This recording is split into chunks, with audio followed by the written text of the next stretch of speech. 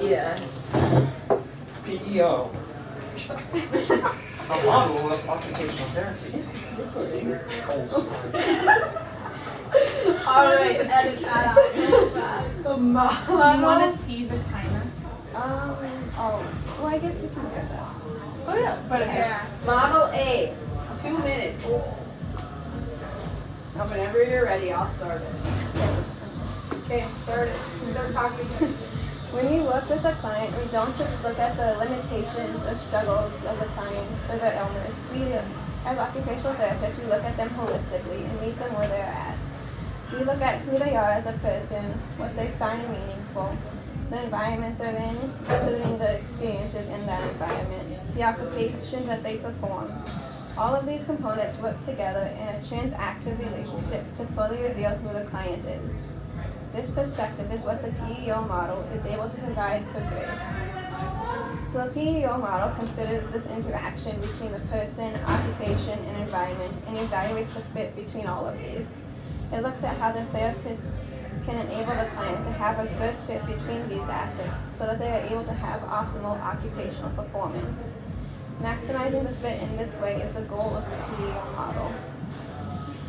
In achieving this goal, the PEO model has 3 domains.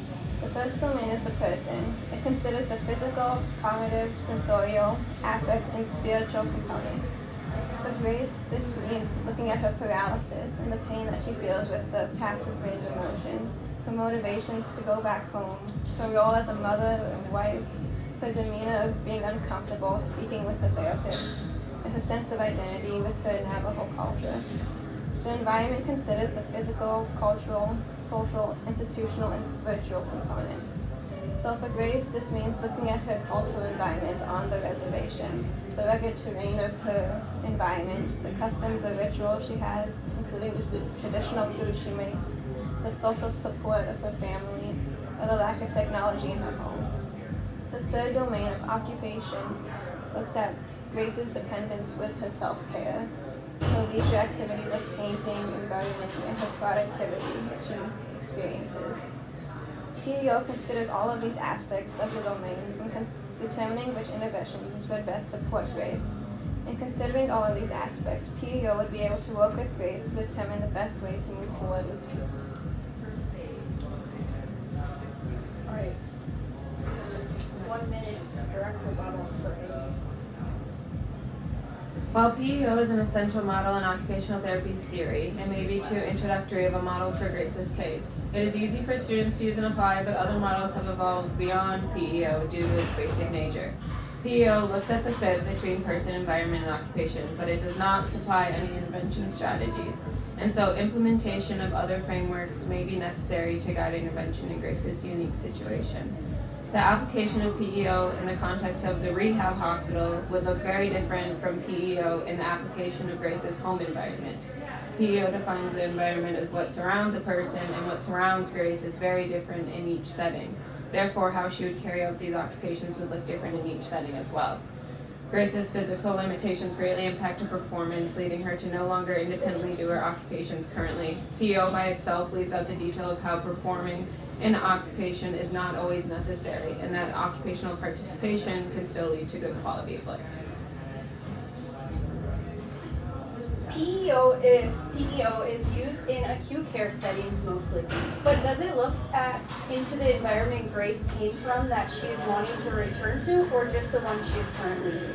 Grace's environment she wants to return to could be different from what environment the rehab facility gives her. Her husband and daughter voiced their concerns that Grace's property could not be very wheelchair accessible. PEO puts a great emphasis on activities of daily living and not so much on culture. Grace's Navajo culture means a great deal to her and needs to be considered in her intervention plan. Grace does not know English very well, and with this could come a language barrier when using this model with Grace, making it hard for her to understand and not get the full experience out of her therapy sessions then.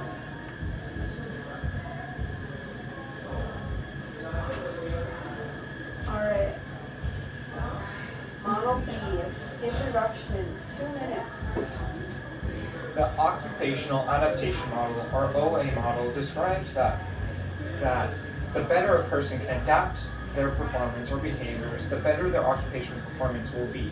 OA contains constants that include the person, the occupation, environment, and occupational environment and the occupation.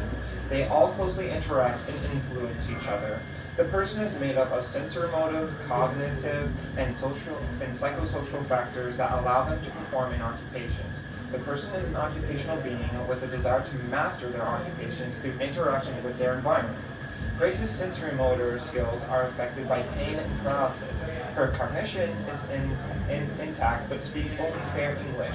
Psychosocial skills could be affected by dealing with being away from home and the onset of GB syndrome. The occupational environment is where occupations take place. The physical environment includes time, space, and materials. The social subsystems, including the interactions between people within a setting.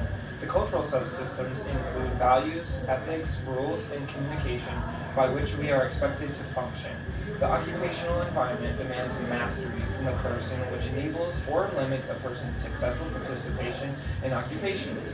All these subsystems are obvious in Grace's case, with the details of her rough, rural terrain, lack of modern amenities, as well as her strong Navajo culture and relations with living on the reservation. Occupational, according to OA, includes work, play, leisure, and self-care. They actively involve and are meaningful to the client, and it is a process that leads to a product. OA states that relation between person and environment create a press for mastery that is dependent on occupational roles, role expectations, occupational challenges, and occupational responses.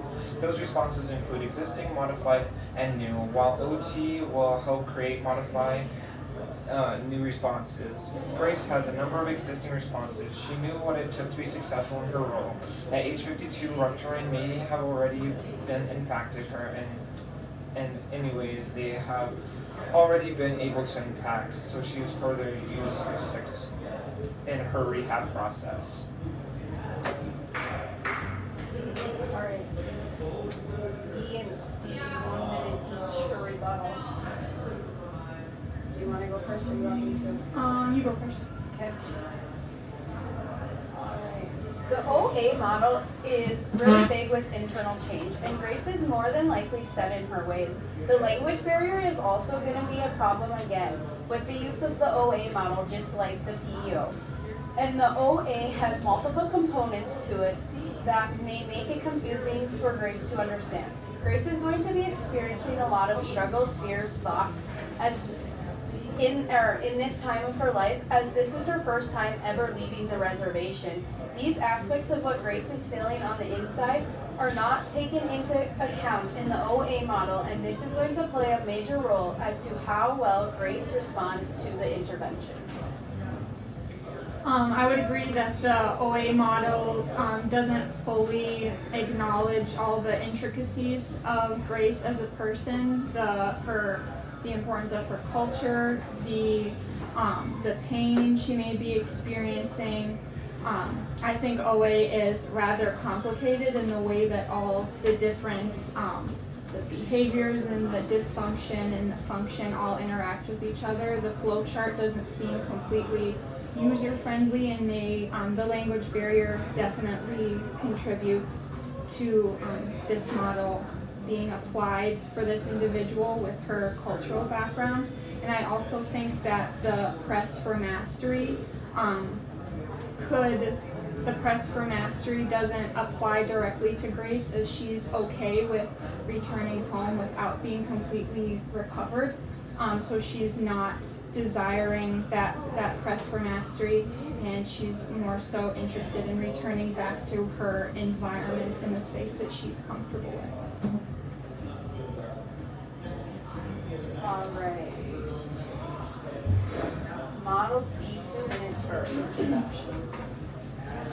I'll start it. The CAWA model is an Eastern-based model compared to the other models, and it focuses on enhancing and restoring the client's life flow in the environment they are living in. Grace is very involved in her environment physically, spiritually, socially, and culturally. This model, the CAWA, fits really good because it has pieces like the river, riverbanks, rocks, driftwood, and the spaces between the obstacles in the water, and each component addresses what the client's life is like, and that is really good because Grace does not have the best English, so it would be really hard for her to understand occupational terms. So these metaphors make it easier for her to understand, which we can understand her context, and that will be really good on basing our interventions off. CAWA also gathers data in a relatively short amount of time, which is also really good for our client Grace because she felt uncomfortable in her eval due to her not being off of her reservation. So I think that it is best to get the data in a short amount of time because we know that she already is uncomfortable. It's a very rational and functional method of addressing the linguistic conflicts with Grace that she has.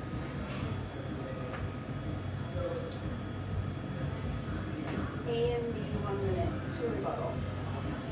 You want me to go? I can go first.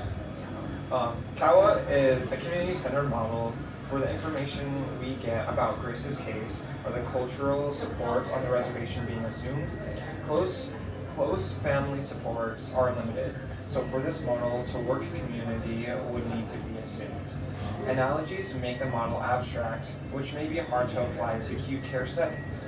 Although recovery may be slow, increased independence is an outcome in recovering from GBS.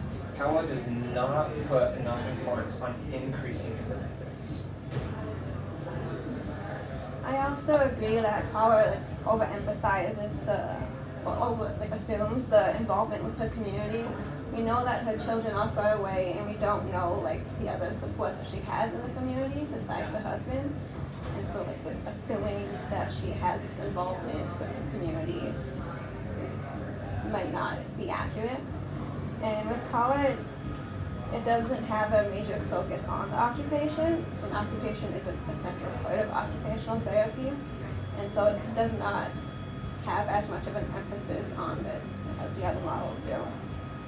And also, Grace needs to have independence to get home. She needs to be able to have some independence with her environment and with her self-care, and this is not something that is emphasized by CAWA.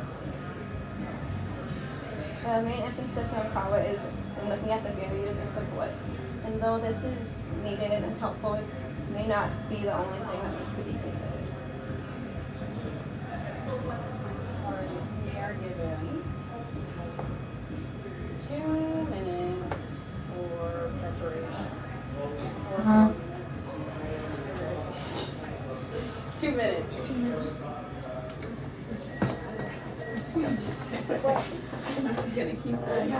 Yeah.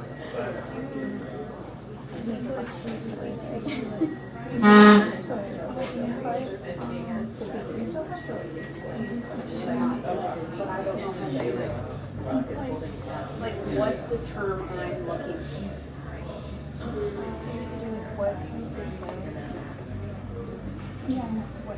talks about what they like to do.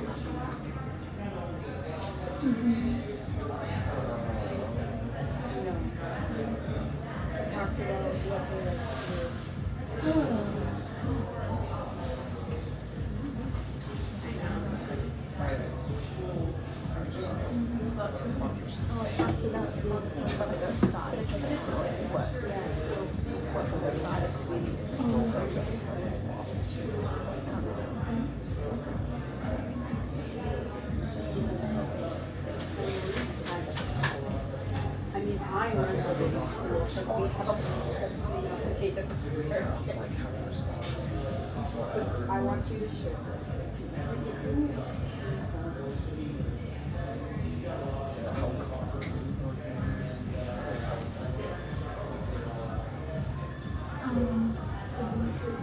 Can you I think text it would make sense that you, in a rehab setting versus a home setting, that the environment changes, so the fit between the environment also has to adjust to those changes.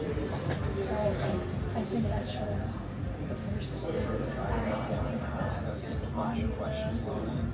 I got answers. We got answers. Look at them.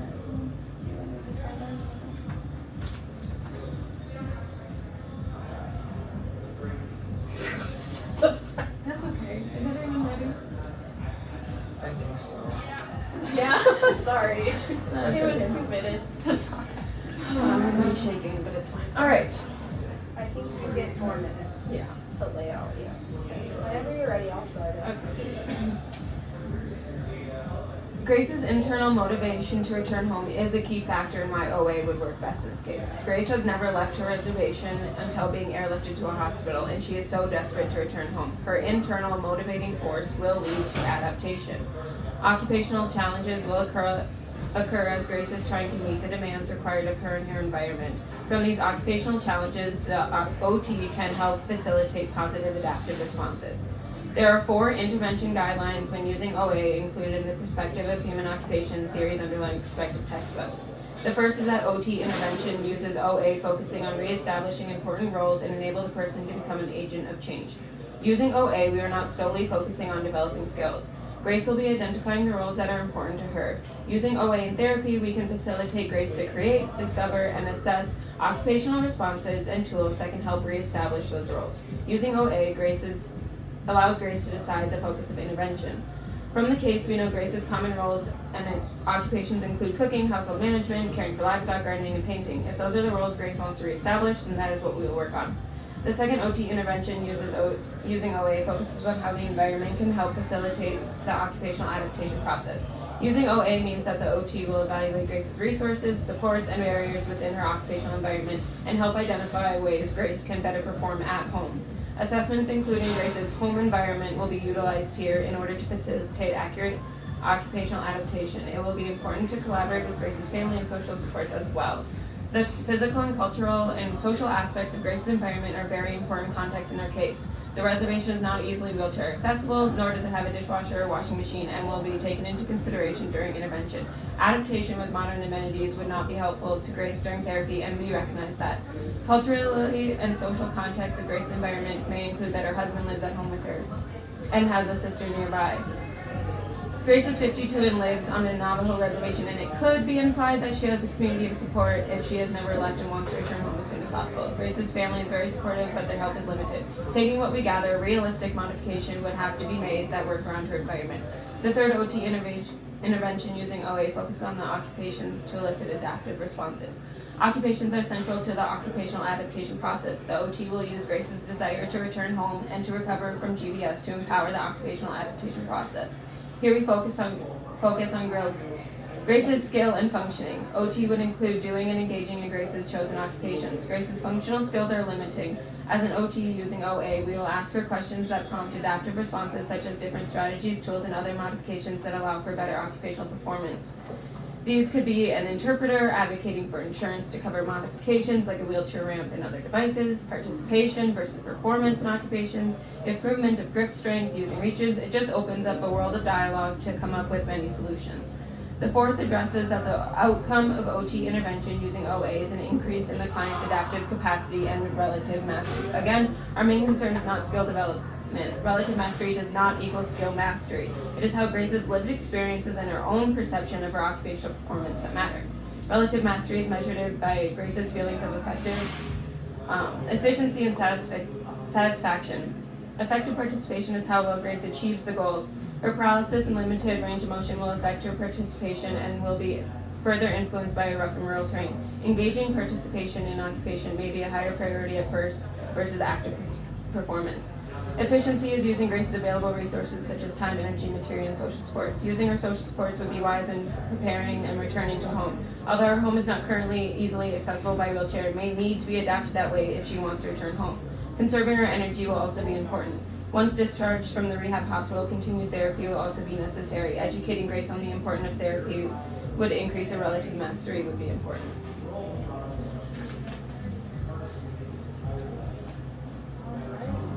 Now we get a minute. You can go first since we went first on the rebuttal. Okay.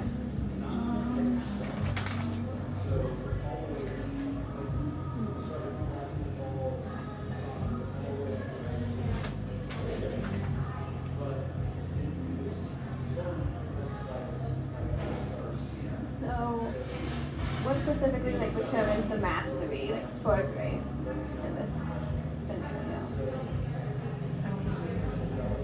Oh, yeah, okay. Yeah. in 1 minute. I thought that's the whole point of the discussion. Oh. Okay. Yeah, so we're curious what determines that mastery for Grace, if it's in fact like completing those occupations with total independence without any help, or if that mastery still takes into account her using adaptive equipment, her using environmental supports, her using caregiver support. We're curious what that mastery entails. And then for adaptation, we're curious more like what that adaptation really looks like, if it means if that adaptation can be achieved immediately, or if it's something that needs to be worked up to more, and how much time would that take.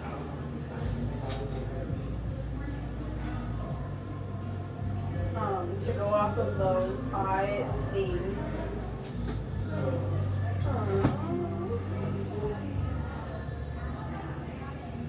it would be good to know that mastery level, just because she's in a different culture from what we're in and used to, and different factors are gonna apply to that mastery level.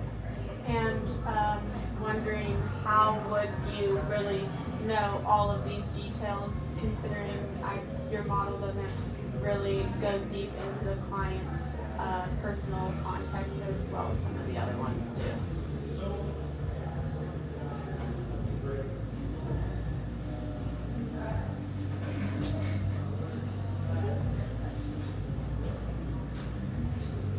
Alright, now it is Model A. Model A, our body part, correct? Yep, Model A, body part, 4 minutes. Okay. So we know that Grace is experiencing a drastic life change. She's dealing with a condition that's causing severe disability, and we can anticipate a slow recovery. Her hospitalization required her to leave a reservation for the first time. She's currently not able to perform any ADLs independently and will be confined to a wheelchair until she regains that movement. Her goal is to return home, even if she's not fully recovered, and this tells us that Grace is more eager to return to a familiar environment, and she's wanting to be completely back to normal and have normal functioning. So improving this fit between her environment and her personal strengths and limitations is very important. Her environment obviously presents obstacles to returning home.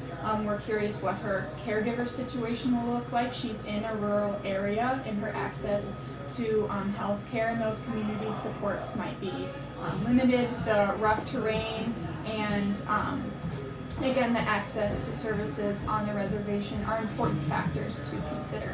And through the PEO model, we're able to holistically understand Grace as a person and what's integral to her, and we can evaluate the fit between her as a person and the space that's surrounding her, and how she can perform these occupations as she returns back to them. And with Guillain-Barré syndrome, the majority of patients can take up to a year or more to recover to normal functioning. And Grace is still likely to experience fatigue, numbness, and pain after this. The Guillain-Barré can lead to irreversible neurological damage, and which could include a permanent loss of function or paralysis. And usually, if the onset is very fast, in the case of Grace, the recovery is slower, which could be up to a year or more. So it's important to consider that her caregivers and her as a person will have to prepare for a longer recovery. In 2021, there's a group of OT students that did a capstone on creating a continuing education course that addresses that addresses culture through the process of OT, and the PEO model was embedded into the course to show how PEO transactions can assist practitioners when determining how cultural factors influence occupational performance. And this model really aligns with the value of the OT profession, as it shows the holistic nature of the person and client-centered care.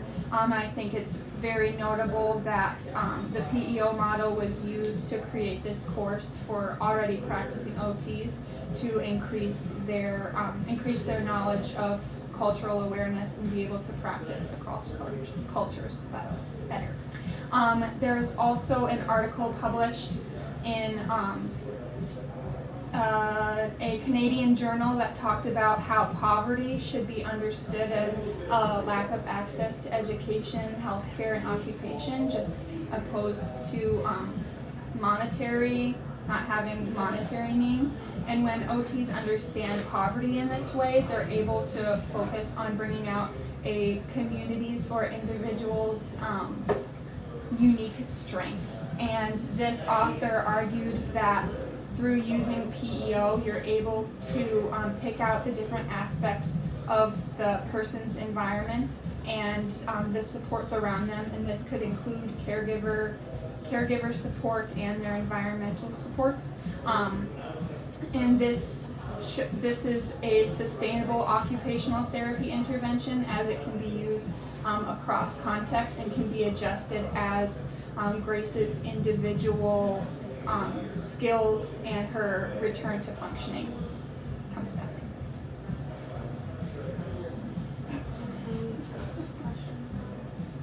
Yes, we'll go first with questions. All right. So our first question is, how does this model apply to the environment she's going to be returning to? Because the rehab setting that she's in is a totally different environment than what she's returning to. Like in rehab, she's using a wheelchair to get around and stuff, where her husband and daughter made that concern or voiced the concern that the terrain around her place is not wheelchair accessible with the rigidity. And then we also are wondering about how are you going to apply the language barrier, because your model does use some terms that she's probably not going to know with her only knowing fair English.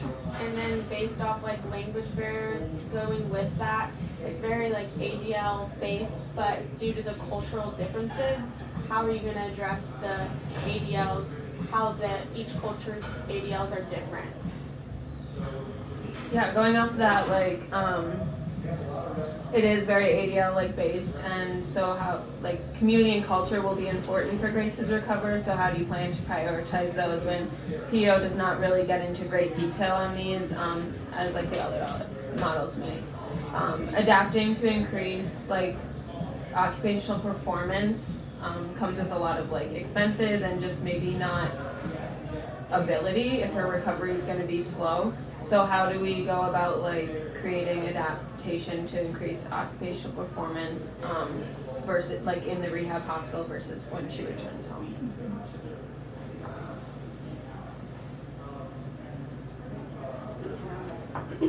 4 minutes.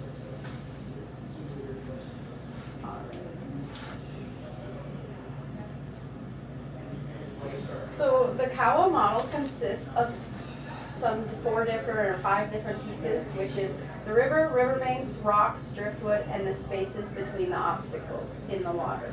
The river represents the client's life flow and overall occupation. So this would be Grace's life and her overall occupations as a mother, a Navajo, Native American, etc. The riverbanks are the different environments she has. So she's got her social aspect of the Native American tribe, the physical aspect of the cows, what she does. Gardening. Yes, gardening is also very big to her. And then the economics, so that's how you live on the reservation, is completely different from elsewhere in the United States. More urban settings, very different than an urban setting. The rocks signify the circumstances that block the life flow and cause dysfunction and changes. And so the rocks for Grace is going to be this mishap of GBS, sorry. And this is going to cause the water, like it's going to cause obstruction in the water and have to find ways around it. But they aren't going to focus on fixing that obstruction. They're going to find a way to navigate through life around it. Which is really good for Grace, because all these aspects, like she's very her culture can really relate to the natural beings of the Kawa model, because we could say, so the river, this is what it represents. How do you think your life is like that? So you're kind of making these terms very client friendly, which is very, very good for Grace, because she has that language barrier already. And these things can just really relate to her, and if she is understanding the questions that are asked to her, like the Caldwell model does, we're going to be able to make her interventions very detailed and like specific for her, which overall is going to lead to better outcomes. Also with the Caldwell model, it really embraces that the disability doesn't mean just because something happens that you need to be fixed, which is like removing the rocks from the water. It's rather to like embrace the individuality and learn to make the best of the life that they have, because a lot of the times that progress is going to be slow, so you need to make sure that they aren't going to get discouraged and know like they have support. And with these obstructions, the river of life will still continue to flow through these gaps in the rocks as life goes on. And overall, the outcome of the Kawa model is to enhance and restore the harmony by increasing life's flow. So we're navigating around these obstructions in life. It's a roadblock, but you can get around roadblocks. You just got to take a little different path. Yeah, and then after researching more of her culture, we found out it's very community-based and supportive. So we know that we would just also want to make sure with Grace that this is how her culture is. So more than assuming, we want to make sure and find all of those things that she has the supported factors in her life, because we know that it's very secluded and she doesn't leave the reservation. So we, as with Kawa, make sure that we find out those factors. Mm-hmm. And instead of concentrating so much on the individual client, the Kawa model places a significant amount of emphasis on the client's surrounding setting and how that affects the flow of harmony in life. And this is unique, and it's a great thing for Grace because she does not have the typical urban lifestyle, and she's very close with nature.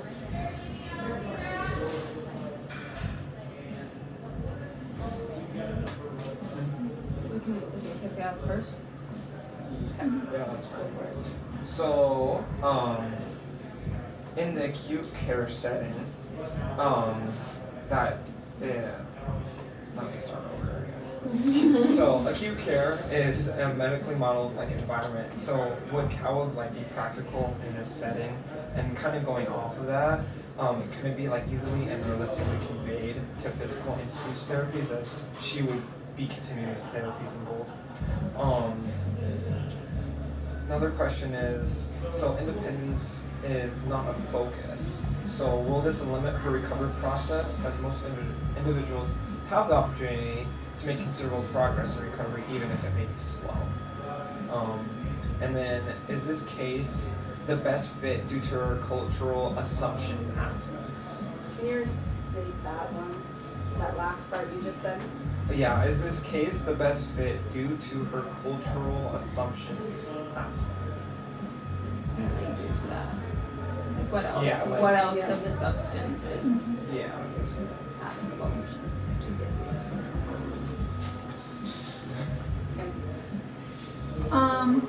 Yeah, going off of that, I'm curious what this model looks like in that acute care setting, especially if you're working with a profession like physical therapy that might not be familiar with like rocks and trees and all this stuff. And also how relatable and how easily will Grace be able to grasp these concepts of like a rock and a riverbank and a tree when each rock has a very like particular explanation of what it is? And is it more important for her to understand like where the rocks in her life are, or where the riverbanks are in her life are, or is it more important for her to understand, like, I have this umbrella of difficulty that I'm facing, and I'm going to pull from my personal resources and my environmental resources to kind of to tackle this, as opposed to understanding the little intricacies and being able to compartmentalize these issues, or just being able to like dive into them.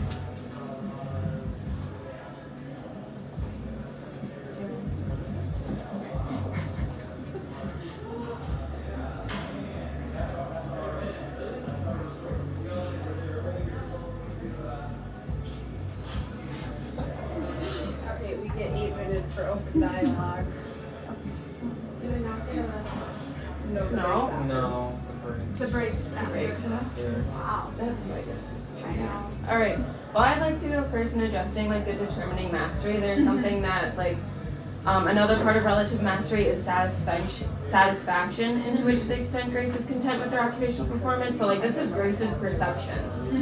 If she's satisfied with not being fully recovered, but she's at home, then that's her perception of satisfaction, and that's what we would work with. It's just in therapy sessions that we need to be conscious and sensitive to her situation. And OA is very unique because you can also use it through getting to know and like the relationship between Grace and the OA, because the occupational therapist has their own demand for masteries as reaching Grace's goals and getting Grace home, where Grace has her own demand for mastery with returning to home and recovering.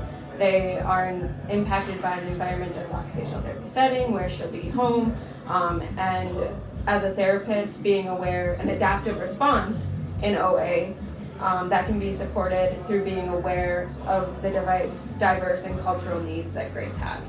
So that education and adapting response that you can do as a therapist using OA could help Grace's bridge that cultural Okay. gap.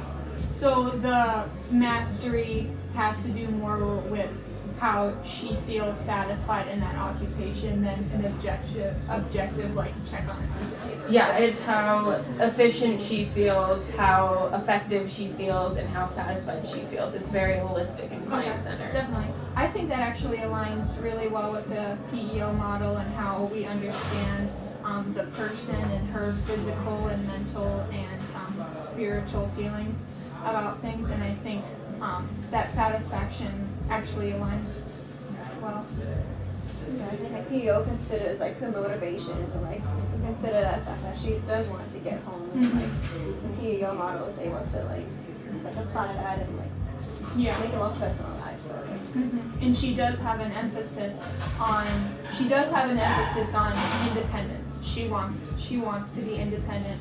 She wants to return home. She doesn't want to remain in this rehab setting longer than she has to. And I think we're able to use that motivation to move forward to help her reach that satisfaction and to reach that return to her environment. So for ours, you guys asked how Kawa is really getting her to be independent. So we are client-centered, and her main goal, she wants to get home.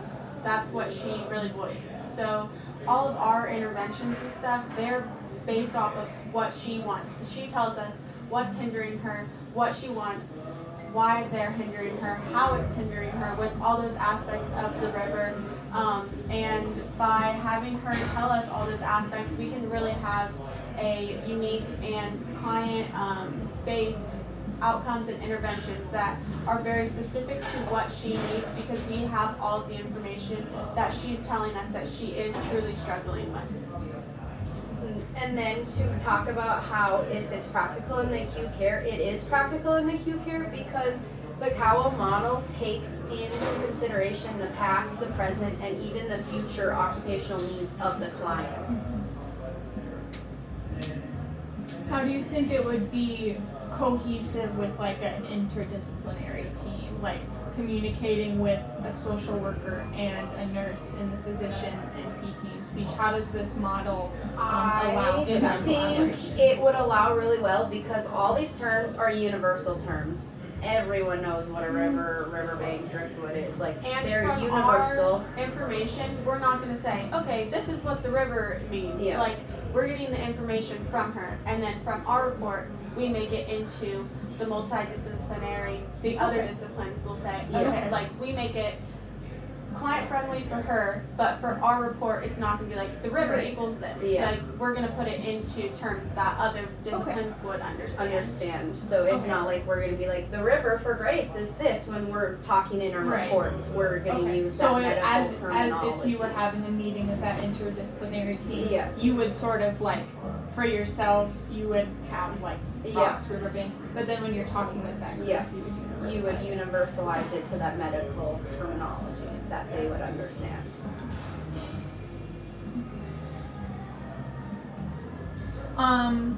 Just responding to the concerns that you guys brought up about the setting in a rehab facility versus returning to home. We know through the PEO model that the person can't be separated from their context, and kind of wherever they are, that environment is right around them, and they're constantly having transactions with that. So then as her environment changes, as she hopes to return home, that interaction is going to change, and that fit is going to change. She may not have the same mobility in her home. She's not going to have the same mobility in her home that she had in that rehab setting. So through PEO being able to adjust that fit of her environment, that might be as simple as moving furniture around in her home, installing grab bars, moving the configuration of her home, maybe adding like temporary ramps outside of her front door so she can get down to her driveway as opposed to using steps. PEO really takes into account how the environment does change and how the fit and the interaction and the transactions between the person and her environment and her occupations that she's going to eventually need to complete, how those all they do change, and PEO recognizes how you can adjust the fit so her performance and the outcome is better. So with that, are you are you going to be asking these questions to apply that? Because she lives 4 hours away from the rehab center right now in the hospital. I don't think they're going to be driving back and forth once she's released. She's probably not going to get much therapy after she's back home. And also, they said she doesn't have like a phone and things Yeah. like that. So how are you going to know like that is going to work? I think though too, like, if like with her syndrome, like it is like a long-term process that hopefully would increase her independence, because she's not going to be satisfied if she doesn't gain more independence. She's 52, she's got a long life. So it's, I think too, like stressing that independence is a part and the process is, and continued therapy would be successful. Yes, it's rural, but hopefully like using the community, which I think like we use as a resource, would be, you know, getting there, or home health or things like that, to really like, because independence is important. Okay, any But- last thoughts on this? I think we can use the PEO model to reach into her community and find what supports she has around for home health care.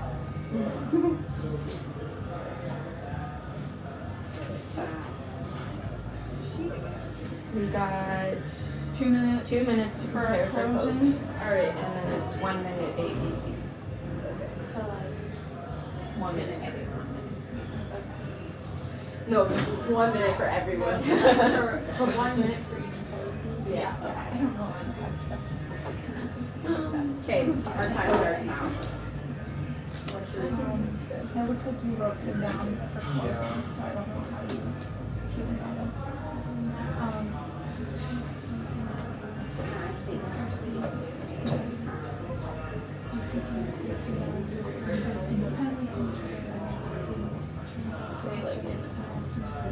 Like right here.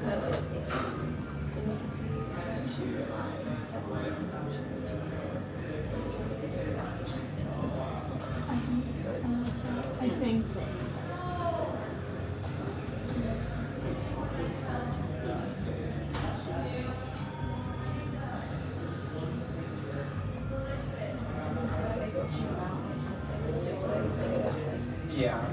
I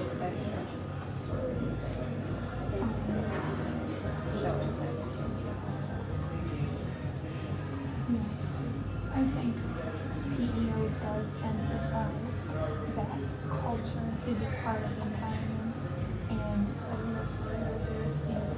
it's real to understand the importance of her culture to her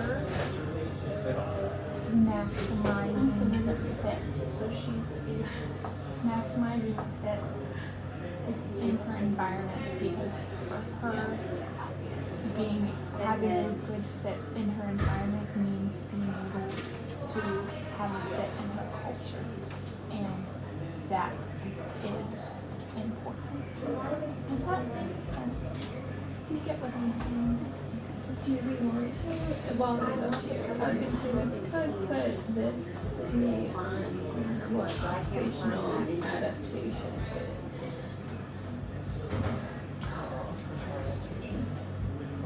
Is it necessary?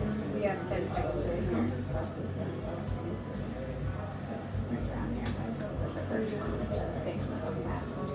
Yeah. Say that.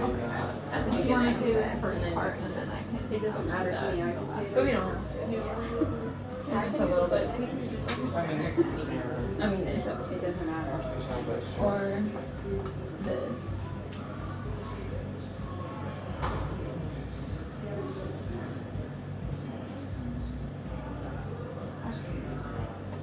Just say it. From Grace's perspective. Yeah. Okay, just do that and then go. Yeah. Yep. Yeah, I was. Okay. No, like both. Just because I'd say something. Okay, but I thought we had good conversation. So are we just saying that? Yeah, but I know. But we're ready whenever you guys are. Okay, A, take it away. Oh, I forgot we were first. Okay. Go for it. Yeah. Whenever you're ready. So the cultural experience of Grace being Native American, like her roles, like mother and a wife, the struggles of the GBS, the pain and paralysis that she faces, the environmental experiences on the reservation, and being in an unfamiliar environment, being in acute care, these struggles that she faces with like being able to participate in her leisure activities in ADL. These components of Grace do not exist independently of each other, rather they transact with each other. And PEO is able to recognize the interaction between all of these to best determine an intervention for Grace. In order to Keep going. in order to like give her like the maximum fit, it is important to like look at how all of these like connect and transact with each other, so that you can consider the holistic perspective of what she's going through. Mm-hmm. And we know that you can't separate a person from their environment, and PEO recognizes that culture is a part of someone's environment.